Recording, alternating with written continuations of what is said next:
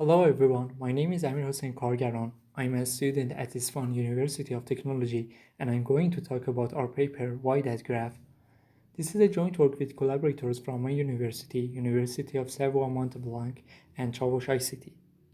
The underlying business model of internet growth is mainly based on free access to online resources and publishers earn revenue with targeted ads. But these ads create some problems for the end users and harm their privacy, security, along with reducing user satisfaction and performance. How do the ads and tracker work?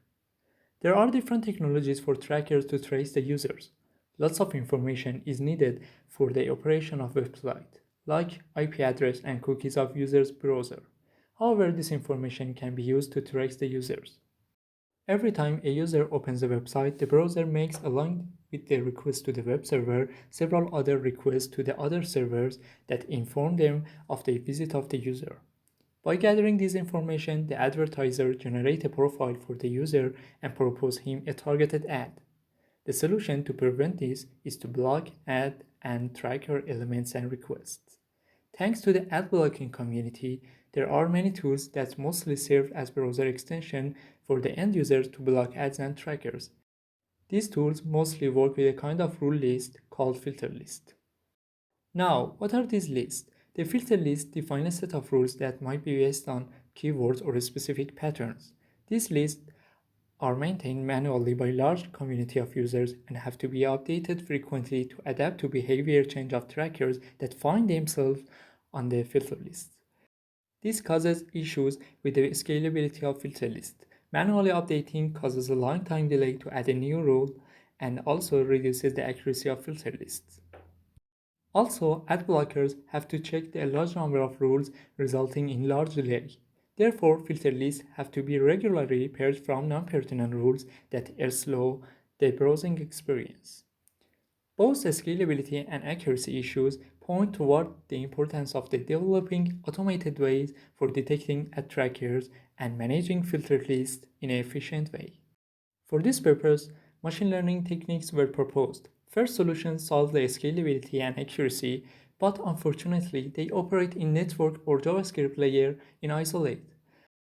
However, ad trackers involve HTML, network, and JavaScript layers all together, and this causes a lack of overall accuracy. So, multi-layer approach were proposed. This approach considers a graph-based cross-layer representation of behavior of ad trackers for each website to solve scalability and overall accuracy issues. But there is a possibility of bias in these models. Some popular ad tracker nodes with the same pattern observed frequently in both training and testing data. Repetition of ad trackers in training means it's more important for the model to learn how to detect these popular ones more than the others. Also, in the test data, these nodes are repeated more than the others, and the model will get more scores for detection of them. In order to give importance to recognition of non-popular ad trackers next to the famous ones, we present our approach. As mentioned, multi-layer methods use a graph-based representation for each website individually to involve all layers in together. A graphical representation for a website can be shown as a dependency chain graph. The calling relationship among downloaded objects in a web session creates a dependency chain that can be represented through a directed graph like this. In this graph, we consider each domain with its type as a single node. In this graph, website containing a JavaScript from domain 5 that loads three other scripts from domain 3, 4, 6, and a JavaScript from domain 4 making a request to domain 4 servers. Now, we can define a single large web graph capturing dependencies between ad trackers by merging dependency chain graph of a list of websites. This graph is built through web crawling and adding newly observed ad trackers. In this figure, each node with the same domain and type is labeled with a unique number and it appears just one time in the graph. For each single node, we maintain a data structure called node attributes which contains some document containing relevant information for each subdomain. For example, node 2 will have two documents for its two subdomains ads and pop, which each of them contains the set of interaction URLs related to their subdomain. This structure enables us to migrate between subdomain and domain granularity when doing ad tracker classification. And we will see in the next slide, these documents will get classified into ad tracker and non-ad tracker categories. More details on how to build this graph are available in the article. Now, in addition to forming Wide-AdGraph, we need to extract some features from it in order to use them as predictors in the classification.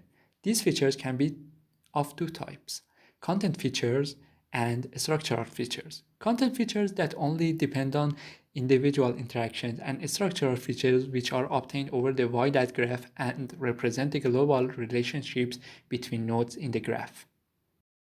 The interaction between nodes consists of HTTP requests made to URLs that usually contain some specific keywords or pattern that help in detecting ad tracker related interactions.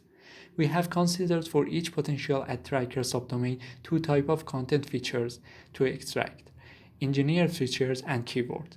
Engineered features were widely used in the literature before. We also use TF-IDF for optimal keyword extraction.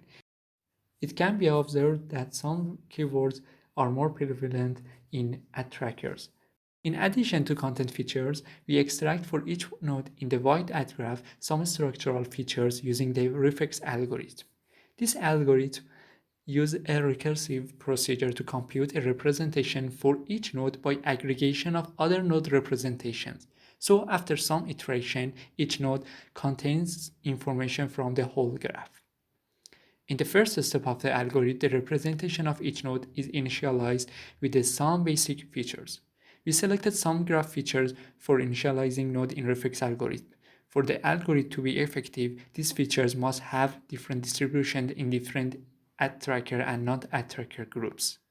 We use 7 extracted features for each node from Wide-AdGraph, and definition of each basic features explained in the paper with details.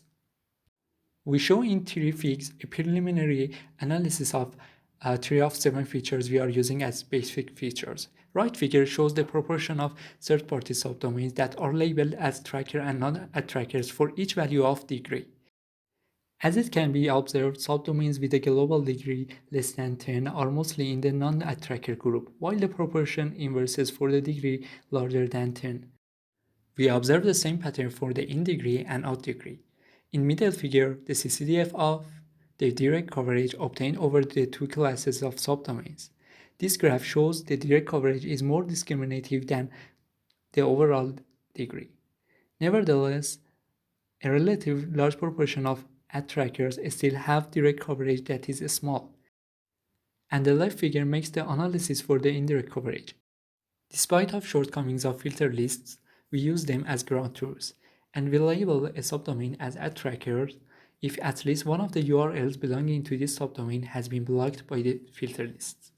Then we split the labeled subdomain into train and test sets, and afterwards we train a random forest model.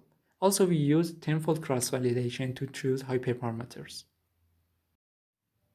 We report and analyze the result of our trained classifier over top 10K Alexa websites. We show that after training, the classifier can retrieve ad trackers which are also detected by the existing filter list with a near 96% biased and near 87% unbiased accuracy. Also, we did a manual review of false positive cases in our unbiased model, where the random forest predicted the test data as an ad tracker and the filter list didn't. After manual review, we find out 62% of false positives that are in fact ad trackers that haven't been detected by filter list, meaning that the random forest model detected some new ad trackers compared to the filter list. This validates the usability of our methodology to update automatically filter lists. After correcting the labels of these ad trackers, the corrected performance is near 91% of accuracy and 96% of precision for ad trackers. So, we propose Wide-AdGraph, a single global graph that models the relationships between ad tracker services, and it can be used to train the machine learning algorithm to detect ads and trackers. Thank you for attending our presentation.